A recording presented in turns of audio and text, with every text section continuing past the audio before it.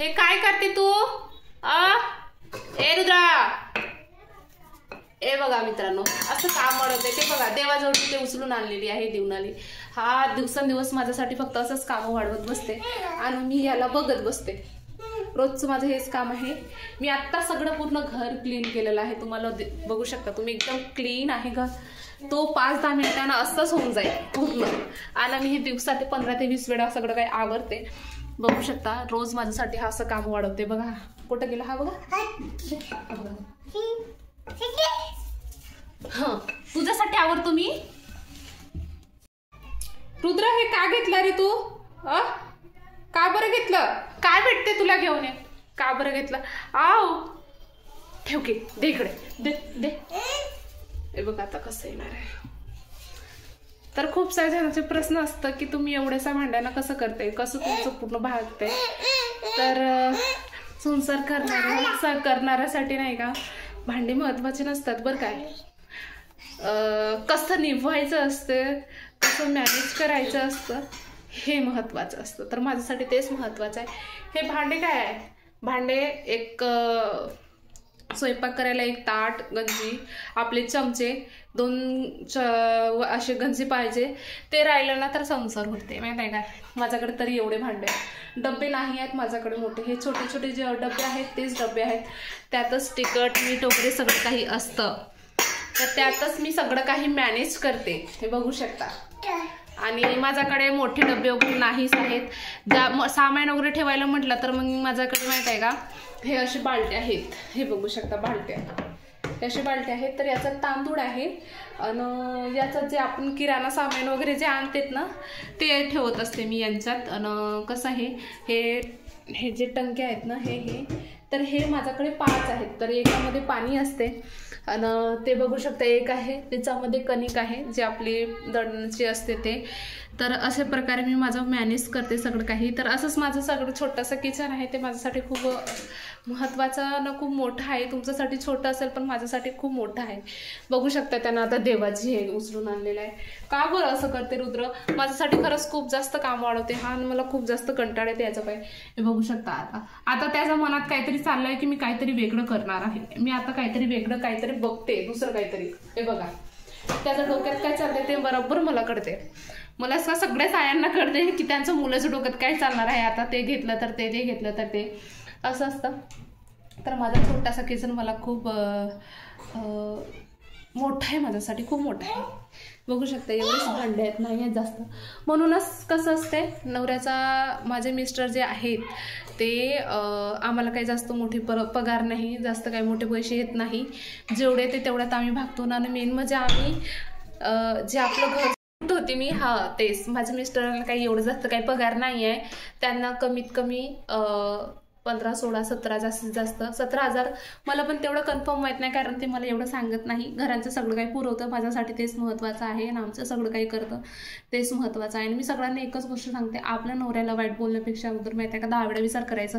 कारण तो सगळं काही बायकोन मुलासाठीच करत असते, आपल्या फॅमिलीसाठी करत असते. तर मी काही जास्त त्यांना नांदा करत नाही. किती काय आहे ते सगळं काय आम्हाला करतात. मला खर्चायला पैसे पण देतात, मला वेळेवर जो लागते ते आणून पण देतात. आणि थोडं बहुत मी त्यांचा हात कसं करू, त्यांचा खांद्याला खांदं कसं मिळवू, त्यांना कसं सपोर्ट करू हेच माझा विचार असते नेहमी.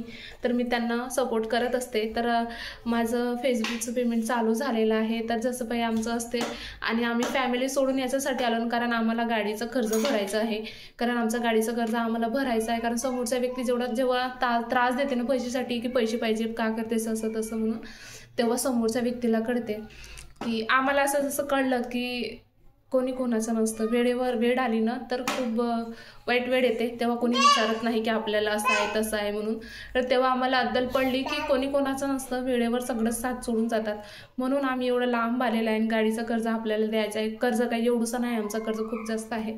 त्यामुळे इकडे फॅमिलीपासून लांब आलो ना. खूप साऱ्यांचं कमेंट्स असतं की लांब राहते तर मस्त एन्जॉय करत असतील, असे करत असतील. असं काहीच नाही आहे. खूप जास्त महत्त्वाचं म्हणजे माझे मिस्टर आम्हाला कुठंच फिरवायला घेऊन नाही जात. त्यांना सर्वात महत्त्वाचं म्हटलं की त्याला सुट्टी भेटत नाही. आणि सुट्टी जर भेटली तर ते त्यांच्या कामामध्ये बिझी असतात. सुट्टी भेटली तर गाडीचं काम वगैरे करतात. तर त्याचं सगळं काम यानं देवाची जी होती लक्ष्मी मातेची ते त्याने तोडून टाकली. हे मी खूप आता कशी सोडायचं मला तेच कळना. काचाची आहे बरं का हे. याच्या अगोदर जे गजानन महाराजाची होती ते पण तोडली आहे ना. खूप जास्त काम होते पप्पा हे पोरग माझ्यासाठी. याच्या अगोदर हे बघा, हे तर माझं देव असते. तर हे बघा इथं गजानन महाराजाची पण होती, ते पण यानं फोडले.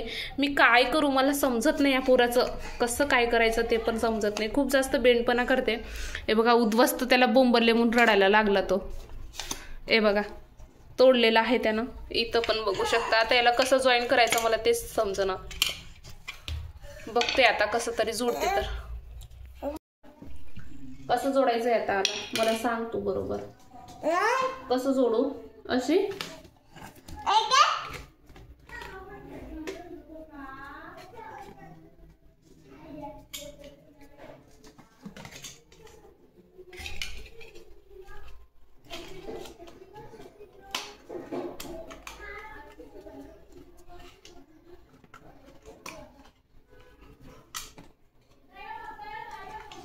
सरक ना इकडे. हो बस इथे बस.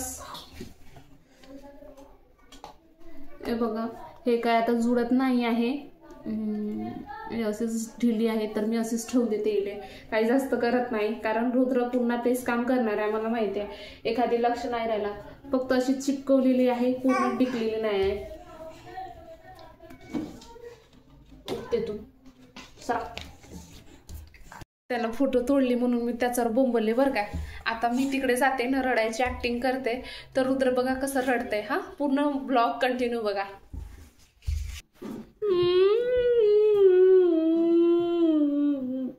रुद्र मला मारलं.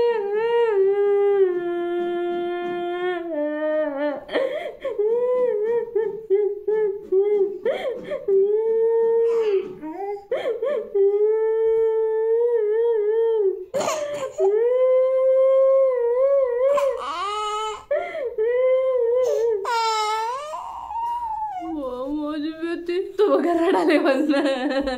मग करशील असं काम? करशील नो.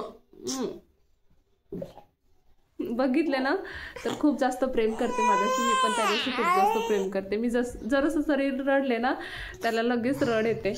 तर बघू शकता माझं पिल्लू किती रडलंय माझ्यासाठी. बापरे बापरे किती आसू आले माझ्या रुद्राला. ओ माझी बेटे. तर चला इथंच ब्लॉग ठेवते आता. तर नक्की सगळ्यांना लाईक कमेंट्स करून सांगायचं आहे माझं ब्लॉग आवडते का नाही तर. आणि चॅनलला ज्याने सबस्क्राईब नसेल केले ते चॅनलला सबस्क्राईब करून द्या की. चला बाय बाय गाईस, भेटूया नेक्स्ट ब्लॉगला.